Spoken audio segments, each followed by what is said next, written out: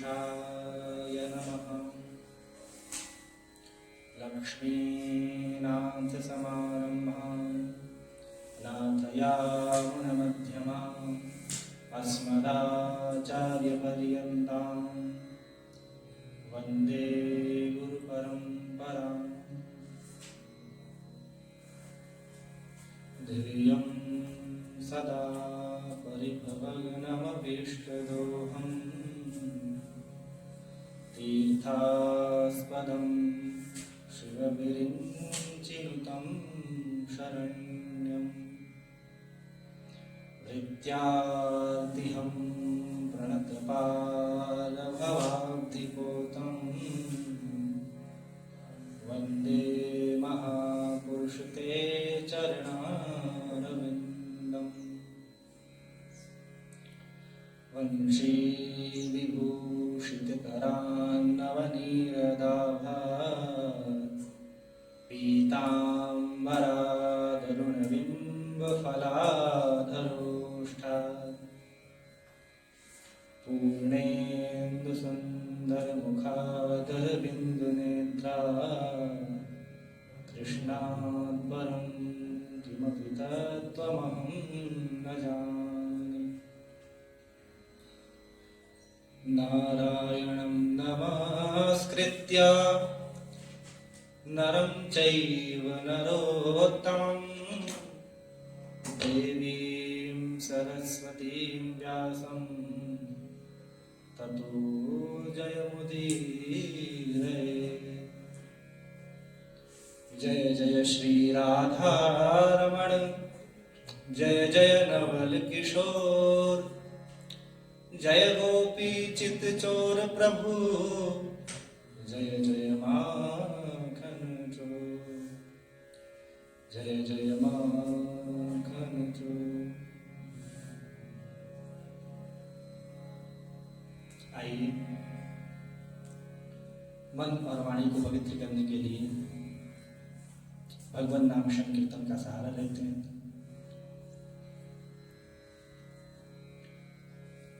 बोल हरि हरि हरि बोल केशव माधव गोविंद बोल। बोल हरि हरि हरि बोल केशव माधव हरि बोल हरि हरि हरि बोल केशव माधव हरि बोल। बोल हरि हरि हरि बोल केशव माधव गोविंद बोल। बोल हरि हरि हरि बोल केशव माधव हरि हरि बोल केशव माधव गोविंद बोल केशव माधव गोविंद बोल। बोलिए भागवत भगवान की जय हो। परम मंगलमय परात्पर अखिलेश्वर अकारण करुणा वर्णालय अनंत कोटि ब्रह्मांड नायक नारायण स्वरूप वेद तत्वों को समझाने वाले उपनिषद रूपी उस परब्रह्म परमात्मा के चरणों में बारंबार प्रणाम एवं परम पूज्य श्री सद्गुरुदेव भगवान के चरणों में बारंबार नमन। सभागार में उपस्थित परम पूज्य श्री सद्गुरुदेव भगवान के चरणों में बारंबार नमन। समक्ष विराजमान विप्र बंधु भ्राताओं के हृदयस्थ विराजमान उस परम सत्ता को प्रणाम।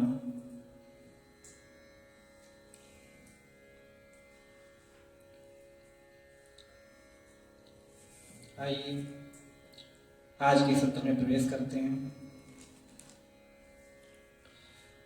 कल आप सभी ने श्रवण किया,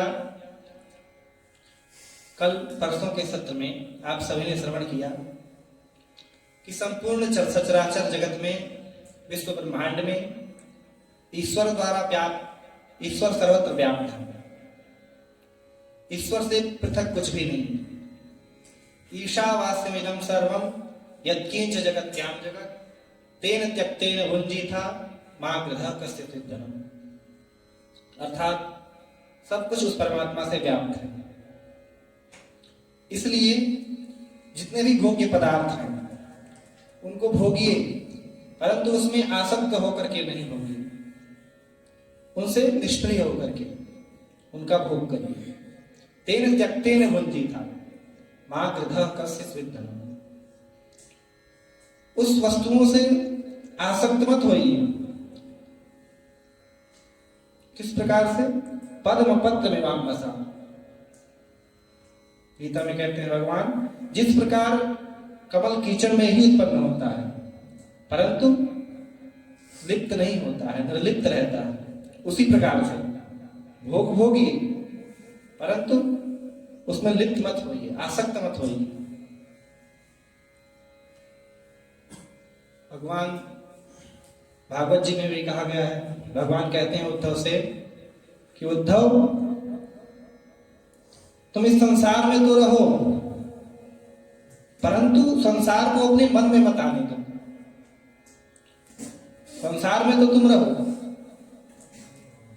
परंतु अपने मन को संसार में मत आने दो।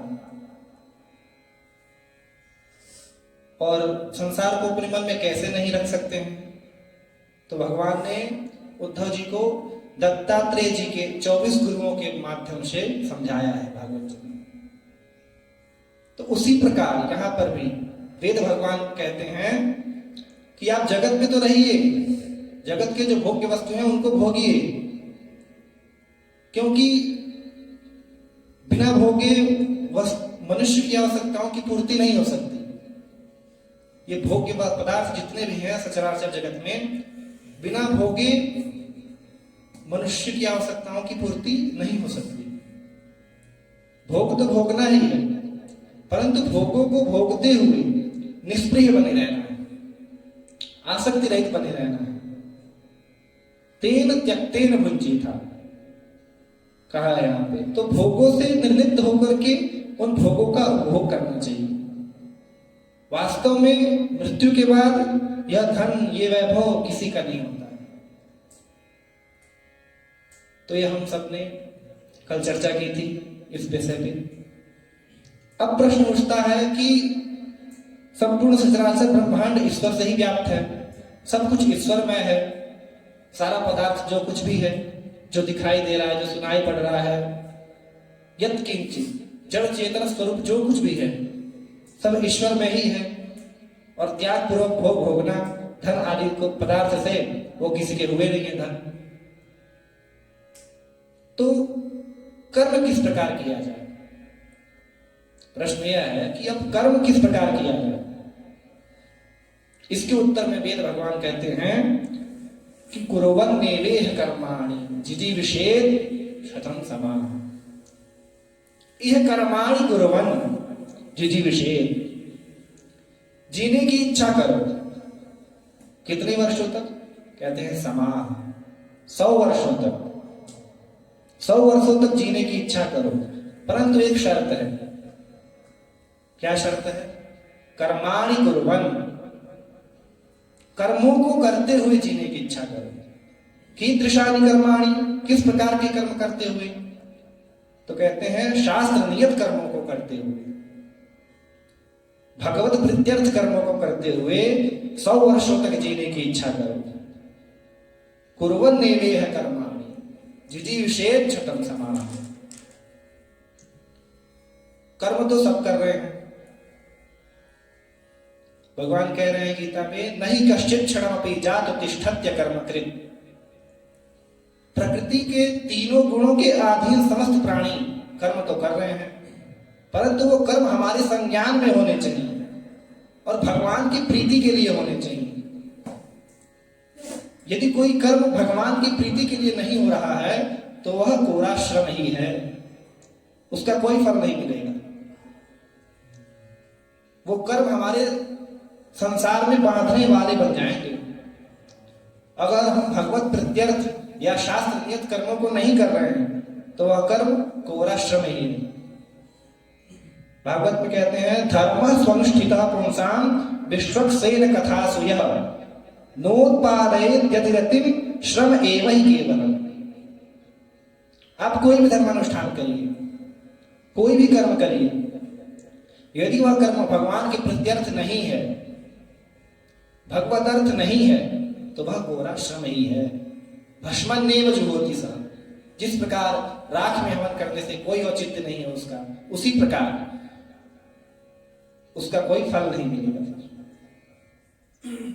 ये भगवान कहते हैं प्रथम स्कंध में भागवत जी की। तो इसीलिए भगवान की उद्घोषणा है वेद में कि सब कुछ ईश्वर में ही है और इसमें निरासक्त होकर के इसका भोग होगी।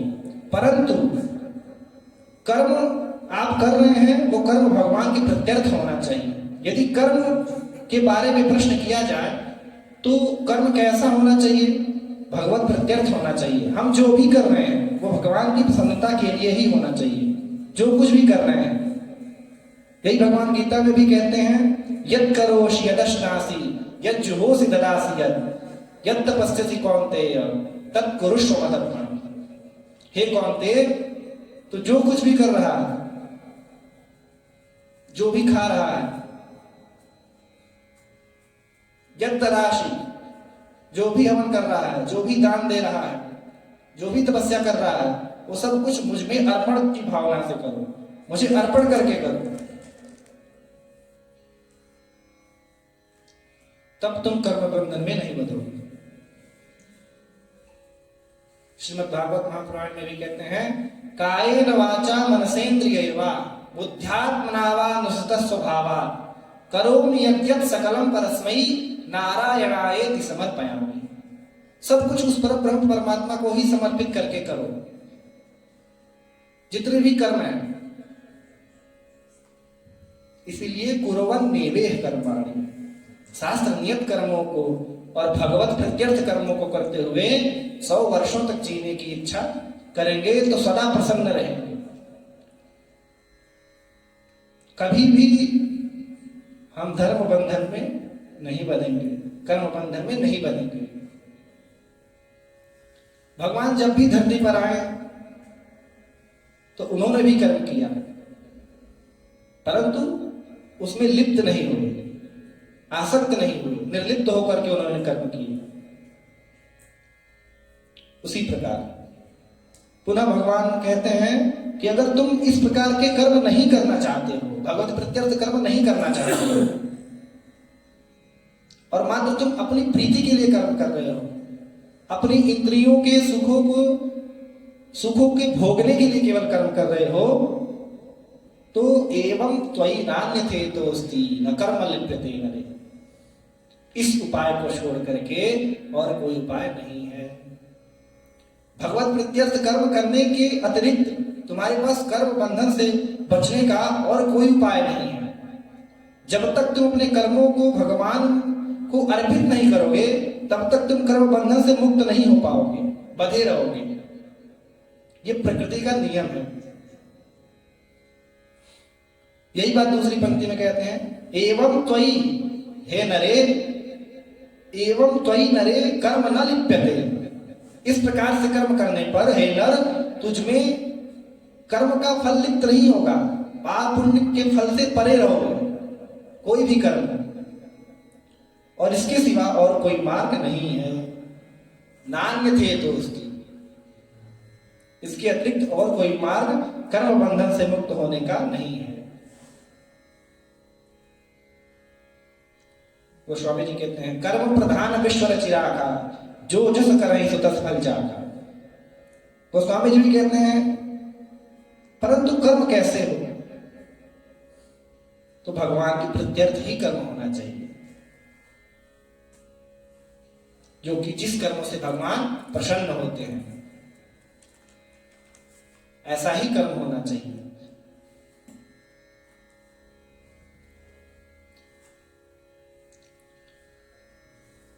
इसी के साथ आइए भगवान नाम संकीर्तन के माध्यम से हम इस शब्द की चर्चा विश्राम करेंगे। अगले शब्द में शेष चर्चा करेंगे। बोल हरि हरि हरि बोल, केशव माधव गोविंद बोल। बोल हरि हरि हरि बोल, केशव माधव गोविंद बोल। बोल हरि हरि हरि बोल, केशव माधव गोविंद बोल। बोल हरि हरि हरि बोल, केशव माधव गोविंद। प्रभु का है सुखकारी, पाप कटेंगे क्षण में भरी। नाम प्रभु का है सुखकारी, पाप कटेंगे क्षण में भारी। नाम कपीले अमृत घोर, केशव माधव गोविंद बोल। हरि हरि हरि बोल, केशव माधव गोविंद बोल। बोल हरि हरि हरि बोल, केशव माधव गोविंद बोल। केशव माधव गोविंद बोल। बोलिए भागवत भगवान की जय, श्री सद्गुरुदेव भगवान की जय, श्री लक्ष्मी नारायण भगवान की